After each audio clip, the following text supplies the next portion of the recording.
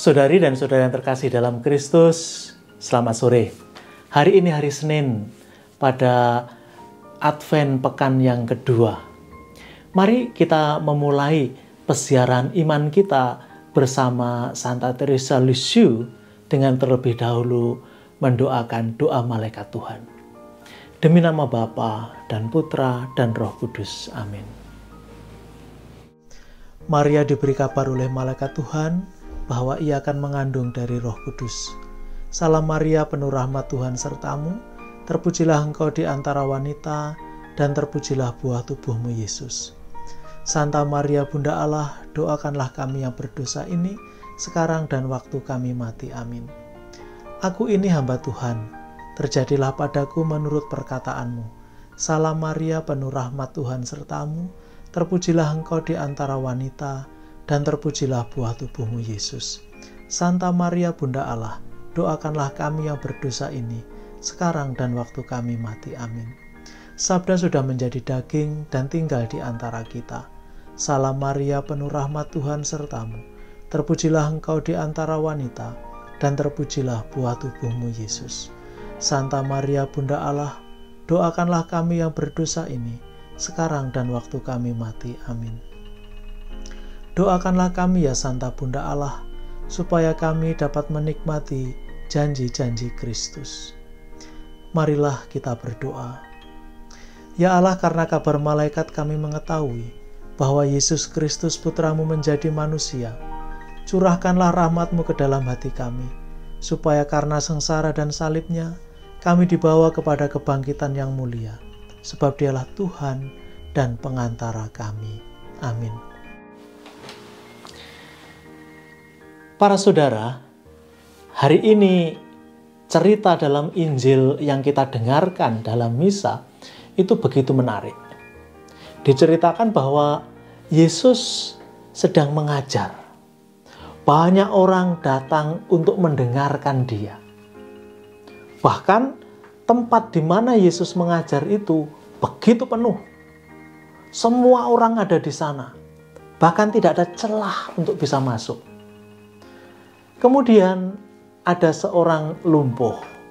Karena lumpuh, tentu saja dia tidak bisa datang sendirian. Dia memiliki teman-teman. Teman-temannya ini membawa dia ditandu begitu ya. Tapi nggak ada kesempatan untuk bisa masuk, untuk bisa mendekat kepada Yesus agar dia disembuhkan. Nggak bisa. Tetapi teman-temannya ini tidak kekurangan akal. Mereka naik ke atap rumah. Nah, atapnya ini bukan seperti kita di Indonesia pakai genteng atau apa begitu ya. Karena di Timur Tengah, di Israel, rumah-rumahnya itu tidak seperti itu. Sehingga atapnya itu biasanya dak begitu saja. Jadi bukan genteng atau apa. Dan memang bisa dibuka lalu orang juga bisa menurunkan seseorang di sana. Maka bisa dimengerti kalau kemudian si teman-teman si lumpuh ini naik ke atap itu lalu menurunkan si lumpuh lewat atap itu. Jadi jangan membayangkan, waduh, bongkar genteng dan semuanya. Di sana tidak ada genteng. Itu yang pertama. Yang kedua, usahanya itu yang luar biasa. Nah, melihat itu tentu Yesus sangat terkesan ya, melihat usahanya, semangatnya, dan itu yang dilihat oleh Yesus, iman. Karena kalau tidak ada kepercayaan bahwa Yesus bisa membuat sesuatu, tentu mereka tidak akan melakukan seperti itu. Nah, melihat itu, Yesus segera ingin menolong. Hal pertama yang ditolong oleh Yesus bukan menyembuhkan lumpuhnya, bukan. Yang dilakukan oleh Yesus pertama-tama adalah mengampuni dosa. Dosamu diampuni. Wah, tentu saja orang-orang yang dari tadi mendengarkan Yesus, sebagian itu mendengarkan dengan pikiran untuk mencari celah, mencari titik di mana Yesus berkata salah. Mereka sudah resah. Mereka mulai memilah, wah ini nggak benar orang ini dia menghujat Allah. Yesus tahu. Yesus mengerti apa yang mereka pikirkan. Yesus menantang mereka. Mana lebih mudah mengatakan, dosamu diampuni, atau kamu berdirilah, berjalanlah. Kamu harus tahu bahwa anak manusia memiliki kuasa untuk mengampuni dosa. Lalu Yesus meminta si lumpuh itu berdiri, lalu membawa alat tandunya itu pulang. Saudari dan saudara yang terkasih, ceritanya menarik, sangat menarik. Nah, kita bisa melihat satu persatu. Sekarang posisi kita mencoba menempatkan diri kita di sana. Sebagai siapa kita ini? Mungkin kita ini seperti orang Farisi yang datang menemui Yesus, datang di hadapan Yesus dengan pikiran untuk menilai, untuk mencari celah di mana Yesus berkata salah. Atau kita seperti teman-teman si lumpuh itu.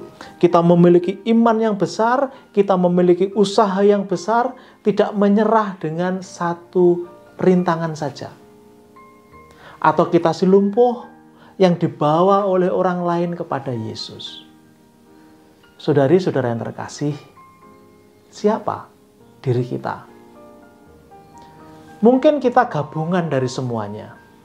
Ya, ada sebagian dari diri kita ini khas Farisi, khas orang-orang yang suka mencela, khas suka orang-orang yang menilai kesalahan orang tanpa berpikir apa. Pokoknya itu salah, ini salah, itu salah. Mungkin juga ada di bagian diri kita itu yang suka menolong, seperti teman-teman si lumpuh tadi. Atau mungkin sebagian besar dari kita itu seperti si lumpuh, nggak berdaya apa-apa. Yang menarik, Yesus tidak menolak semua yang datang. Meskipun Yesus tahu si Farisi, si Saduki, si ahli-ahli Taurat itu datang hanya untuk mencari cara, mencari celah di mana Yesus berkata salah. Yesus tidak menolak mereka. Yesus membiarkan mereka di sana. Seperti halnya Yesus membiarkan kita datang kepadanya. Saudari dan saudara terkasih, Santa Teresa Lisieux dalam bukunya Kisah Satu Jiwa, dalam buku saya ini halaman 199, yaitu bab 9 di manuskrip B dengan judul Panggilanku Adalah Cinta. Dia mengatakan dalam sebuah cerita, aku ini seperti burung kecil yang lemah, yang ingin terbang mendekat kepadamu. Engkau seperti matahari, dan aku jatuh tertidur di depanmu.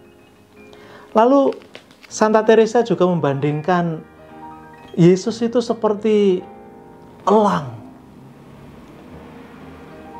Dan elang itu sungguh aku cintai dan aku tertarik untuk datang kepadamu, mendekat kepadamu, dan dibakar oleh api cinta Allah Tritunggal.